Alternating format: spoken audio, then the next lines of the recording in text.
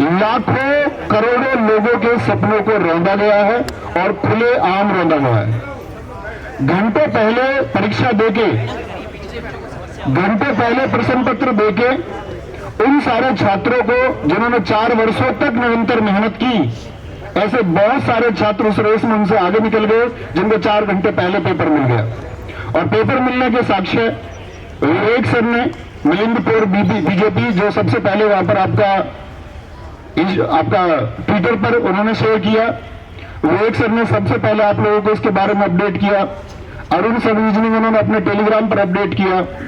तो ये सब साक्ष्य हैं और ये बात आप सब लोग जानते होंगे और गवर्नमेंट को, मीडिया को भी जानने का प्रयास करना चाहिए कि यूपी कांस्टेबल के अभ्यर्थी तो छोड़िए, ये पेपर मिठाई की तरह उन सबके पास भी पहुंचा है जिन्होंने यूपी पुलिस के लिए अप्लाई तक नहीं किया। मानते हैं इस बात को?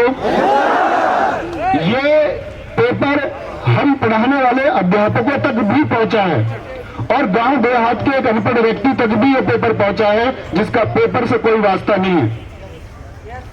तो ये मांग साथी या किसी भी प्रकार का लॉलीपॉप या किसी भी प्रकार का बहाना मेरे द्वारा, अन्य किसी के द्वारा या कोई एक झूठा आश्वासन आपको बीच में, आपके इस संघर्ष के रास्ते के बीच में यदि दिया जाता है तो आप क्या उस लॉलीपॉप को स्वीकार करेंगे?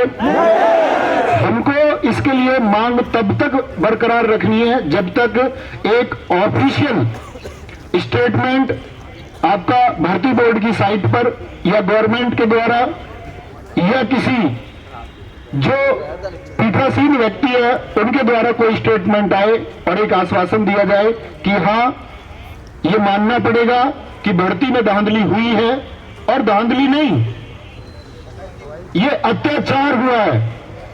एक छात्र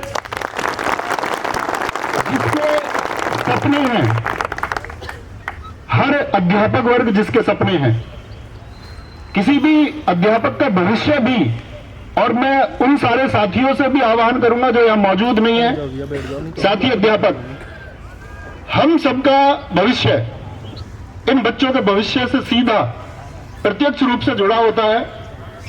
बच्चे जितना ज्यादा कामयाब होंगे, अध्यापक उतना ज्यादा कामयाब होगा। बच्चे कामयाब नहीं होंगे, अध्यापक कामयाब नहीं होंगे। तो आप सब प्लीज इन बच्चों के जो आंसू हैं, जो इनका दर्द है, जो सपने इन्होंने देखे, कोई धनाढ्य व्यक्ति यूपी पुलिस कांस्टेबल में भर्ती होने का सपना नहीं देख सकता।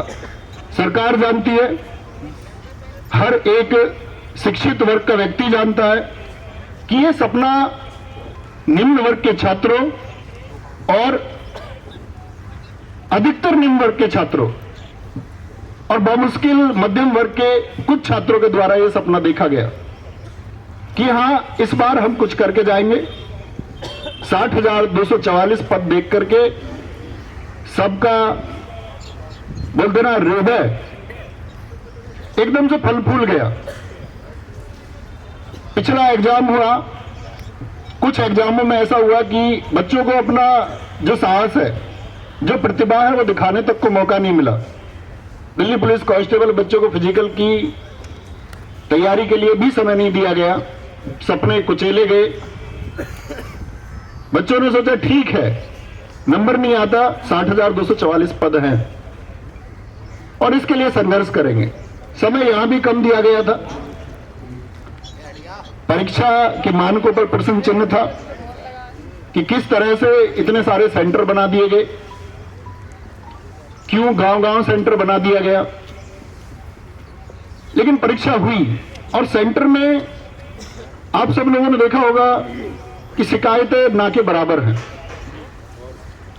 लेकिन अगर इतनी चाक चौबंद व्यवस्था के बाद भी पेपर उस एक पिछली पंक्ति में बैठे हुए उस व्यक्ति तक भी पहुंच जाता है जिसका परीक्षा से कोई सरोकार नहीं है, तो धिक्कार है ऐसी व्यवस्था पर। और सभी धिक्कार है ऐसी व्यवस्था पर जिसमें इन करोड़ों सपनों को कुचला जाता है।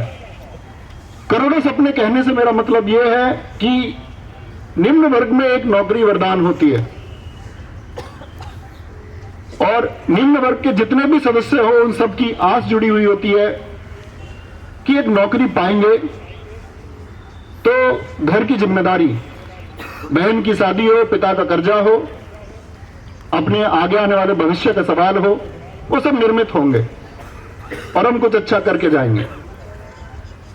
बहुत अथक परिश्रम करने के बाद भी ऐसे साथी जो 120, 125 क्वेश्चन तक पहुंच रहे हैं, जिन्होंने वर्षों तक निरंतर मेहनत की है, घंटों मेहनत की है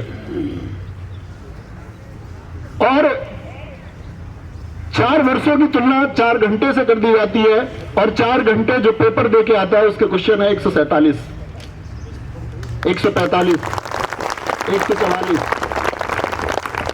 एक मीडिया बंद